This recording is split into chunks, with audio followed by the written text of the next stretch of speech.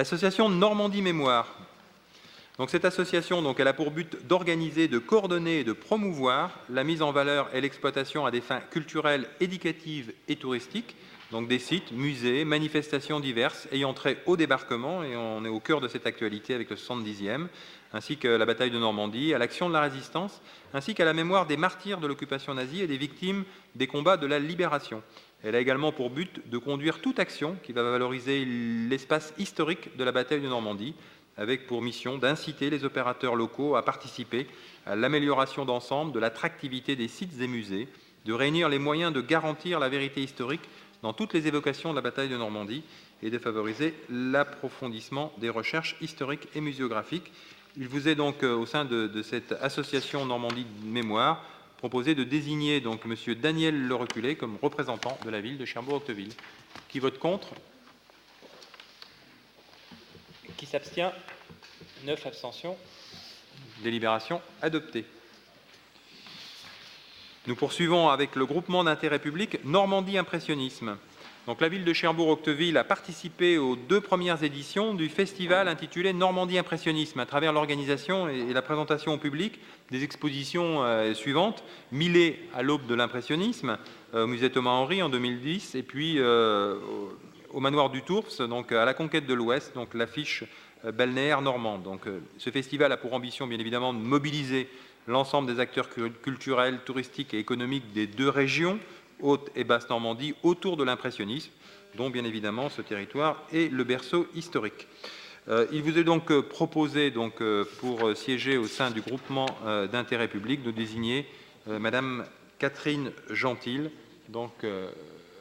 sachant, et vous le voyez dans la délibération, que notre participation, notre contribution s'élève à 5 000 € par an pour chaque édition de Normandie Impressionnisme. Donc c'est relativement modeste, mais néanmoins nous en avons, nous, des retombées qui sont des retombées importantes, puisqu'en règle générale on bénéficie de l'effet réseau et on bénéficie donc d'une exposition comme elles ont pu être citées, et ensuite on a même des subventions pour l'organisation des manifestations que l'on fait dans le cadre de ce réseau normand. Qui vote contre? Qui s'abstient? Délibération adoptée. La Maison pour tous, Léo Lagrange, donc la désignation du représentant de la ville de Cherbourg. Donc inutile de présenter la Maison pour tous. Donc elle a pour objectif, elle est à l'écoute des jeunes et des habitants.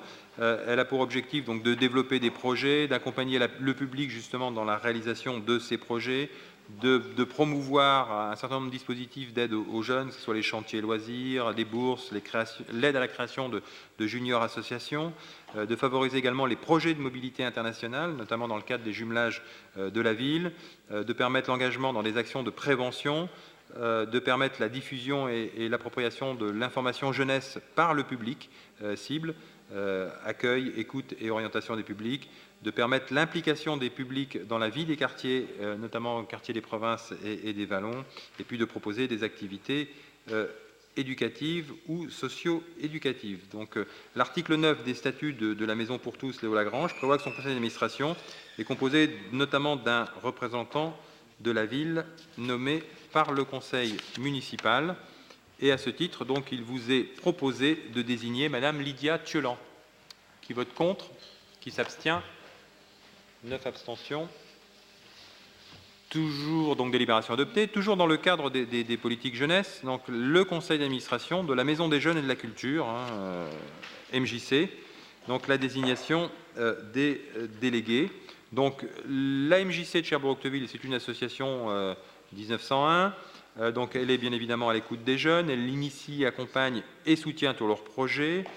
Elle a pour objectif de développer des projets et des actions avec les jeunes de 11 à 25 ans.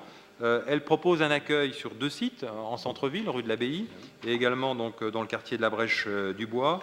Elle soutient également les initiatives des jeunes, et plus particulièrement pour les 15-25 ans.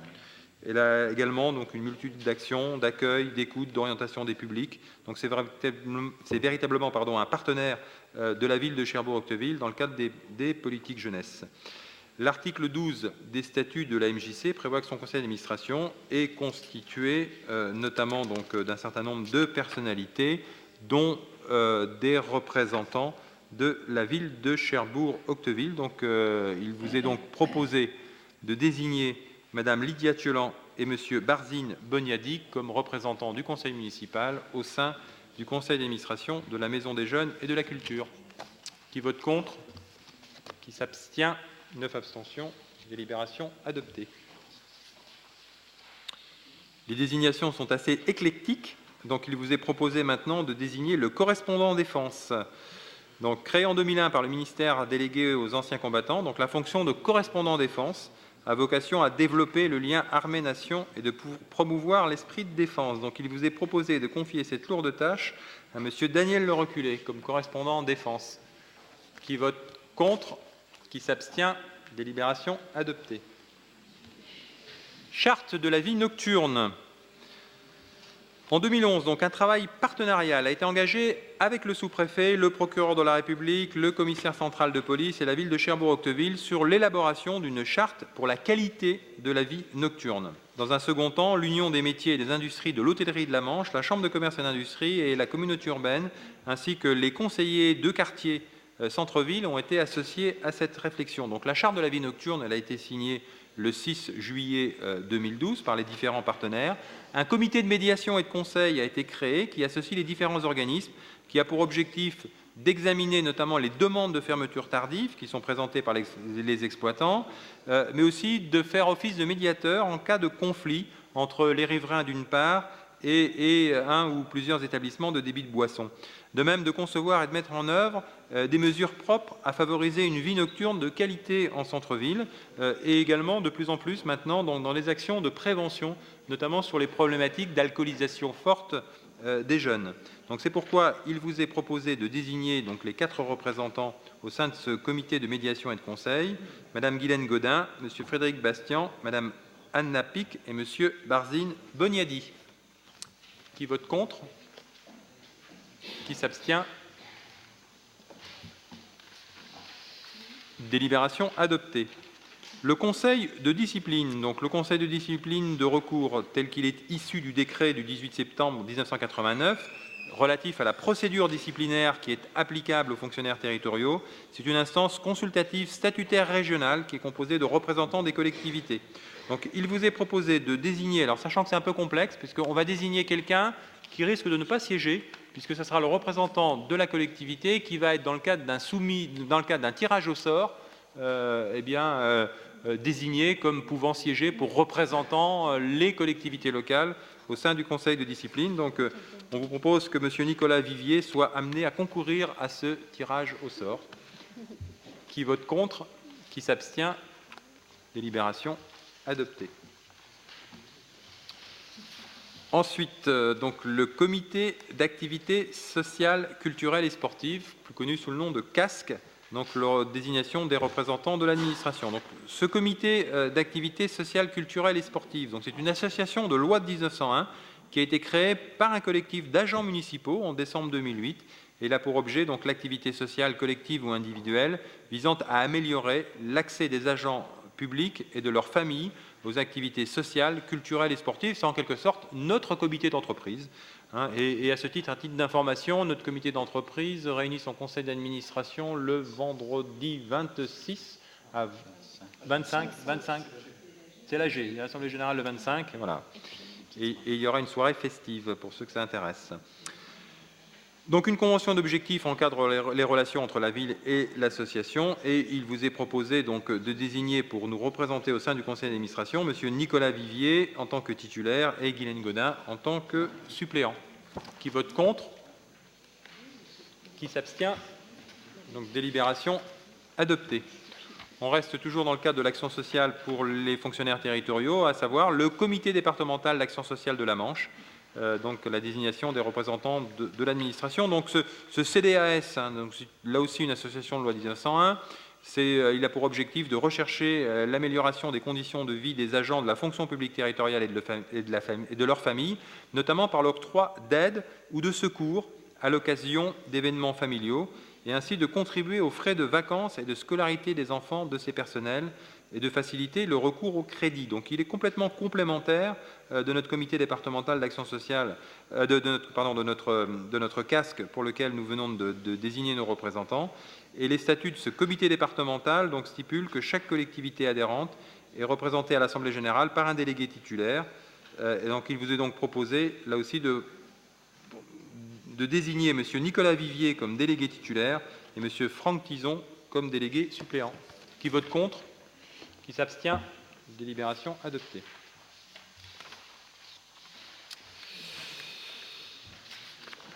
Alors, la mise en place des conseils de quartier. Par délibération du 27 juin 2002, le conseil municipal a décidé donc de créer des conseils de quartier afin de développer la démocratie participative sur son territoire, bien que ce dispositif, il faut le rappeler, ne soit pas obligatoire pour les communes de moins de 80 000 habitants. Après un travail d'élaboration de la charte avec des habitants volontaires, donc 6 conseils de quartier sont entrés en fonction en janvier 2004. En septembre 2007 et en 2013, donc, les conseils de quartier ont été mis en veille, conformément à la charte, en raison, bien évidemment, de la période préélectorale. Le développement de la démocratie locale reste une priorité pour la municipalité, qui souhaite, bien évidemment, relancer ce dispositif. Donc, nous souhaitons réaffirmer notre volonté de veiller à informer les conseils de quartier très en amont pour leur donner les moyens de fonctionner et à les associer à l'élaboration des dossiers chaque fois que c'est possible, dans l'objectif de faire de la coproduction entre la ville et les habitants. Le bilan réalisé avec les habitants avant la mise en veille, puis avec les services, est très positif et ce dispositif a évolué vers plus de maturité au cours du mandat précédent et un véritable échange s'est instauré avec la ville. Il faut dire que les conseils de quartier ont maintenant au moins 4 fonctions. La fonction, bien évidemment, c'est d'émettre un avis sur des projets municipaux. La deuxième, et ça c'est une très bonne chose parce que j'ai toujours dit, ils connaissent souvent leur quartier mieux que les élus, c'est donc de proposer des aménagements ponctuels. Ça peut être l'aménagement d'un square, ça peut être tel service. Ils ont également une mission de faire remonter, par le biais de fiches navettes, bien l'ensemble des petits dysfonctionnements, notamment de voirie, qui peuvent nuire au bien-être de la vie quotidienne.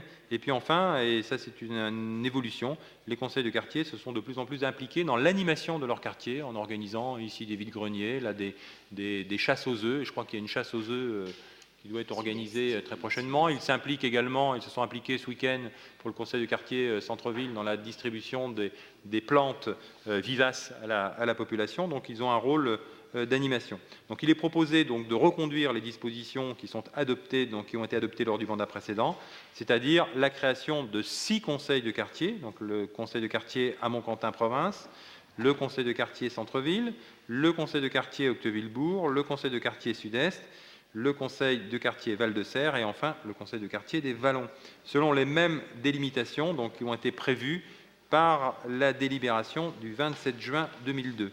Chaque conseil de quartier est accompagné par 1 ou 2 conseillers municipaux, ainsi que par un agent référent qui est identique pour tous les quartiers, bien évidemment dans un souci de cohérence. Alors, il vous est proposé donc de désigner les représentants suivants dans les conseils de quartier. Amont-Quentin Province, M. Frédéric Bastian et M. Ralph Le Jamtel. Centre-Ville, Mme Marie-Françoise Le Benoît et Mme Muriel Josot-Marinier. Octeville-Bourg, M. Franck Tison et M. Christian Bernard. Quartier Sud-Est, M. Michel Louiset et Mme Christelle Joly. Val-de-Serre, Mme Marilyn Héron et M. Benoît Arrivé. Et enfin, pour les Vallons, Mme Lydia Thiolan et Mme Sophie Corpel. Donc, les conseils de quartier, donc, ce sont des instances consultatives, ce sont des lieux d'information. Les réunions ont lieu en moyenne à peu près une fois tous les 2 mois. Je parle sous le contrôle de conseillers de quartier qui siègent ici. Tout dépend, bien évidemment. Pardon ?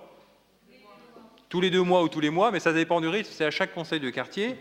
Il est évident que les habitants, au sens large du terme, sont invités à participer au conseil de quartier. La liste des conseillers de quartier, d'ailleurs, est arrêtée en conseil municipal. Donc, ce que je vous propose, c'est de valider, bien évidemment, la reprise. Oui, non, mais ne vous inquiétez pas. Je termine, je vous donne la parole.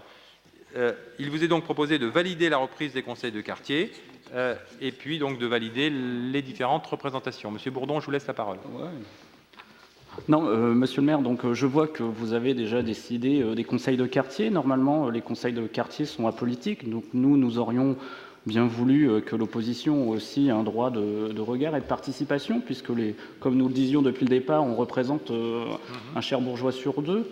Donc moi je suis un peu surpris, puisqu'on dit toujours que c'est dans une logique de démocratie de proximité, et non pas dans un but de tribune politique. Donc je vois qu'aucune place n'est encore donnée à l'opposition, alors que j'estime qu'on avait tout le droit d'être présent au sein de ces conseils de quartier, sachant qu'en tant que citoyen, j'y ai participé aussi. Vous pouvez, voilà, c'est juste, non, je crois qu'on est, dans les conseils de quartier, il y a les représentants de la municipalité.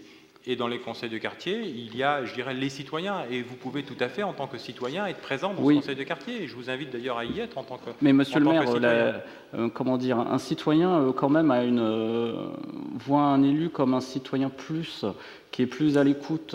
Donc je pense qu'on avait toute notre place au sein de ces conseils de quartier. Je pensais à parité égale, tout simplement. Monsieur Marguerite. Oui, monsieur le maire, je voudrais juste apporter un élément complémentaire par rapport à ce qui a été très bien dit par mon collègue Cyril Bourdon. C'est que vous disiez tout à l'heure que finalement il y avait une cohérence à ce que seule la majorité soit représentée dans certaines instances dès lors qu'il s'agissait de mettre en place la politique de la majorité municipale. Mais là, vous avez dit à juste titre qu'il s'agissait bien d'instances consultatives. Oui. Donc nous pourrions tout à fait faire l'interface également dans certains conseils de quartier à tout le moins avec la politique de la municipalité, en tout cas avec les consultations des politiques publiques qui peuvent être mises en place, et qu'il nous semble vraiment, là pour le coup, aberrant que l'opposition ne soit nullement représentée dans les conseils de quartier. C'est la raison pour laquelle nous voterons contre, bien évidemment, ces nominations. Ok. Voilà, je répète ce que je dis. Je veux dire, les représentants de la municipalité sont là normalement pour présenter aussi les projets municipaux et reconnaître leurs avis. Bon, c'est vrai que c'est une position un peu délicate. Moi, je ne vois pas l'opposition municipale présenter, par exemple, le projet de passerelle, je vais prendre l'exemple, au conseil de quartier centre-ville. Mais ceci dit, ce qui n'empêche pas, de façon consensuelle, je pense que les conseils de quartier sont ouverts à tout le monde, et M. Bourdon citait lui-même son propre exemple en disant qu'il était, en tant que citoyen, membre de ce conseil de quartier. Alors, est-ce qu'il faut créer un statut spécial ? Non, je pense que le conseil de quartier, donc sont des structures de concertation, de discussion, et en tant que citoyen, vous aurez tout le loisir, et je pense que vous utiliserez ce loisir, de pouvoir y participer dans les quartiers au sein desquels vous résidez. Monsieur Bourdon et après Monsieur Jumtel. Non, ce qui me fait peur, c'est vraiment que ce soit une tribune politique pour donner... par exemple, pour la passerelle, je pense que le citoyen a aussi besoin d'entendre, d'écouter les avis contraires, argumenter tel quel. Vous donnez l'exemple de la passerelle, ça pourrait être les couleurs dans les rues piétonnes, des choses comme ça, bien sûr. On est tout à fait d'accord, mais si les conseils de quartier avaient été, entre guillemets, politisés, je peux vous dire que les conseillers de quartier, je pense que nous l'auraient fait savoir, et je n'ai jamais eu, là je parle sous le contrôle, vous savez que le travail des conseillers de quartier est soumis à une délibération qui passe en conseil municipal tous les ans. Et j'ai jamais entendu de la part de conseillers de quartier de tels reproches sur le fonctionnement. Au contraire, on a un fonctionnement... Alors j'atténue, je peux dire que ça peut être orienté. Voilà. Écoutez, voilà, c'est tout. Monsieur Le Jumtel, vous souhaitiez prendre la parole. Il faut appuyer sur... Voilà, je vous laisse la parole. Pour Sud-Est et pour les Vallons, parce que je n'ai pas noté. Il n'a pas noté les noms. Sud-Est. Sud-Est, c'est Michel Louiset, Christelle Joly. Et pour les Vallons, Sophie Corpel et Lydia Thiolan.